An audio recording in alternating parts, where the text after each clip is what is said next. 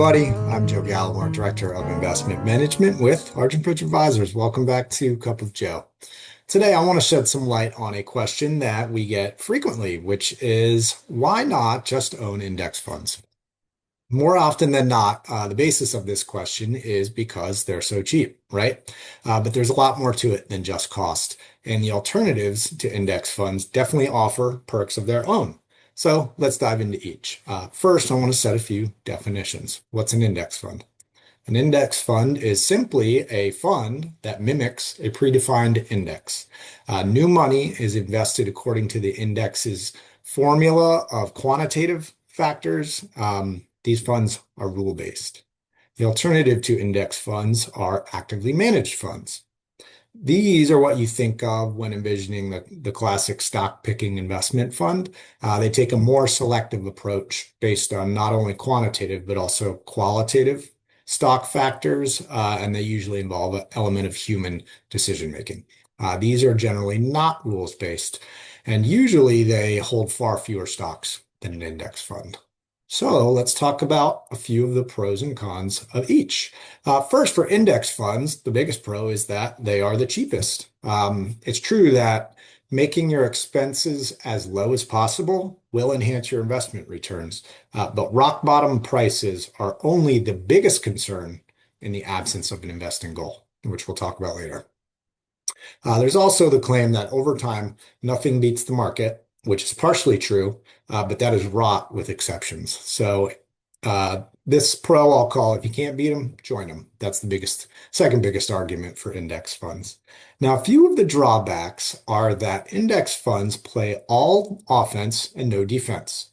You will own all the winners, but also all the losers. So when the market takes sharp downturns like in 2018 or 2022, you will get all the downside along with it. Second, there is no outperformance. Since there's no differentiation between this fund and the index, there's no opportunity to perform better than it, right? And the third disadvantage, I believe, for index funds is that structurally, they are set up to allocate dollars inefficiently. Right now is a great example of this. Currently, valuations of the top 10 stocks in the S&P 500 are about 1.5 times more expensive than the rest of the stocks in the index. So that means over 41 cents of every new dollar invested in the index is going to the most expensive names. Now that feels counterintuitive, doesn't it? Let's jump over to active strategies. I'm going to start with some of the cons. The biggest knock on active strategies is that they have higher expenses, which is generally true because they have to pay for things like more research, probably some more active trading, things like that. So on average, they will have a higher internal expense ratio. The second biggest claim is that they underperform.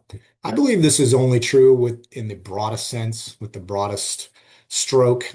There are consistently well-performing funds out there.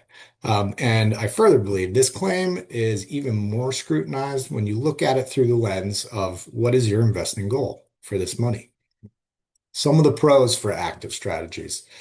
There's the opportunity for outperformance.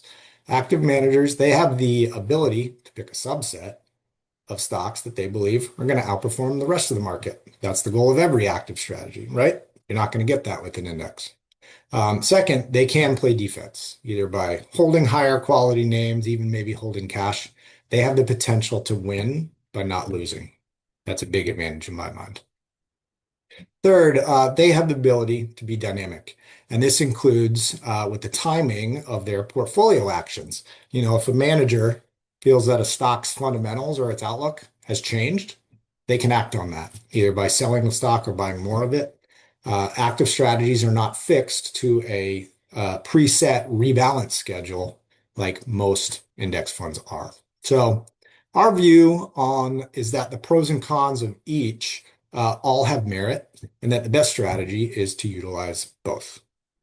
So let's talk about when you might use each strategy. First, for active funds, maybe you want to be defensive. If your goal is more conservative exposure to equities, an active strategy can offer a one-stop solution for this goal in many different versions. Second, maybe you're focusing on income. Income-focused equity investing, that can be a pitfall for many investors because dividend-paying stocks, they only come from a few places. And if your fund is only focused on dividend yield, you could end up concentrated in things like financials or the real estate sector or stocks that have high levels of debt. Actively managed strategies can mitigate that risk, and they can add restrictions or a focus on quality while paying equity dividends. Second, maybe you want to allow a fund to go out and follow the best ideas. Go out, be dynamic, just pick the best stocks out there. Good example of this, we own a global stock strategy for clients that is able to buy stocks effectively anywhere in the world, US, international, emerging markets. Last year, that fund was about 75% US stocks, 25% international stocks. Well, this year, that balance of US and international, that's come closer to 50-50. As US stocks got more expensive and more expensive, international stocks started offering much more compelling opportunities. So a global index fund, they would have to stick to strict percentages of this amount US, this amount international, this amount in each country. They can't be dynamic like that. So let's switch over to indexes now.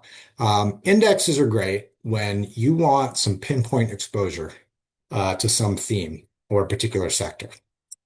Say you want specific exposure to tech stocks, or maybe right now AI stocks, but you're not sure which stock to buy.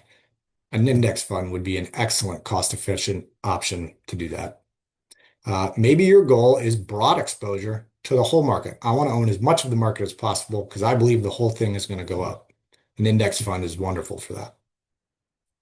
Or maybe your approach to investing is you want to be hands-off. You want to set it and forget it. Indexes are excellent options for these. We frequently recommend the use of index strategies in retirement plans because of their long time horizons and usually a generally limited choices of investment options. Also true for younger investors in their IRAs and Roth IRAs when they don't want to be trading a lot. Indexes are wonderful options. Finally, the market environment may have a lot to do with which strategy makes sense at the time. Active strategies, they probably typically work best in markets that aren't heading linearly up or linearly down, maybe markets that are considered sideways, where there's lots of volatility present. These sorts of markets usually occur in the middle or late economic cycle when activity is slowing down. Passive indexes, on the other hand, those will work best in periods of economic acceleration, typically following a recession, or maybe when a Fed is in a phase of quantitative easing, kind of when a rising tide is lifting all boats. Those would be great strategies for periods like that. So as I said earlier, we here at Argent Bridge feel that the right answer is including both types of strategies in a client's portfolio. Both have significant advantages to offer. We think using each as a complement to the other is what leads to the best outcome. I hope this sheds light on a question many people ask, and I'm sure even more people wonder about. So if you have any follow-up questions, please reach out to us. We would love to discuss with you. That does it for this month's Cup of Joe. Thank you for watching, and be sure to subscribe to our channel.